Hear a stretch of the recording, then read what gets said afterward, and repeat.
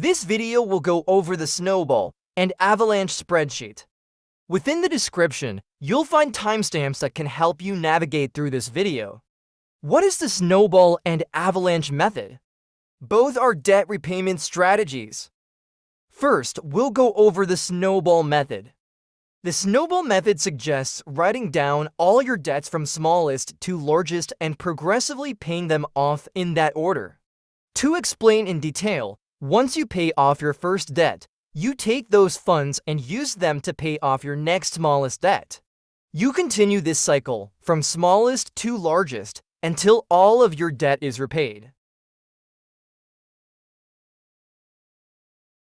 The Avalanche method suggests writing down all your debts with the highest to smallest interest rate and progressively paying them off in that order. To explain in detail, once you pay off your first debt with the highest interest rate, you take those funds and use them to pay off the next highest interest rate of debt. Both the Snowball and Avalanche spreadsheets are structured the same.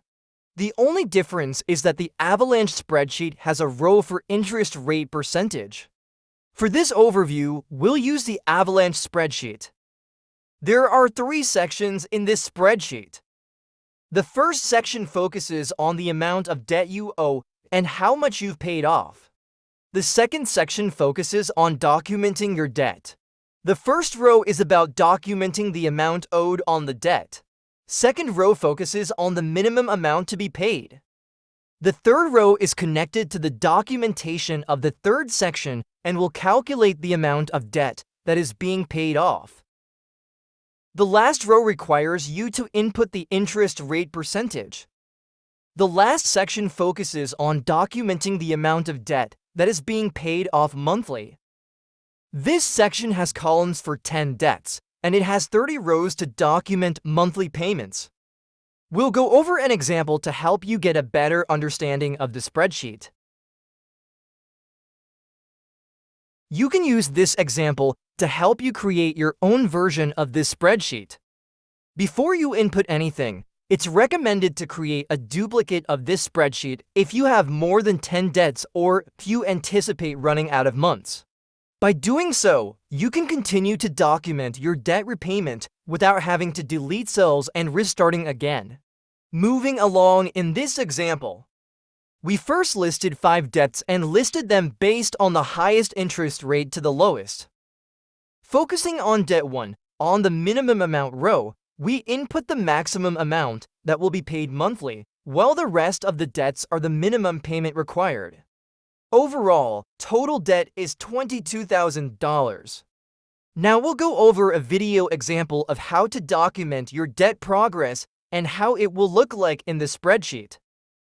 Focusing on debt number 1, we'll start paying off the minimum, which is $800. As we input, you'll see the amount being calculated at the top and on the paid off cell for debt number 1.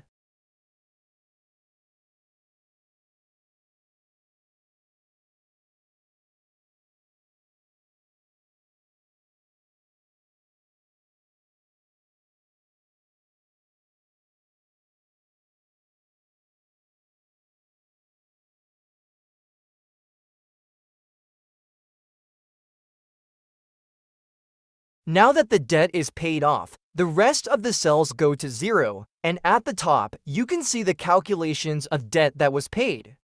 Now, as the method suggests, we use the $800 from the first debt to pay off the second highest interest debt. In total, the new minimum is $1,100.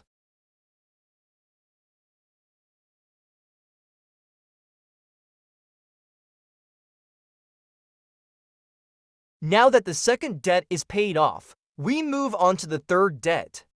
As we pay off the third debt, we want to mention and recommend updating the cell that says minimum to the new combined amount. This is just to keep things organized and up to date.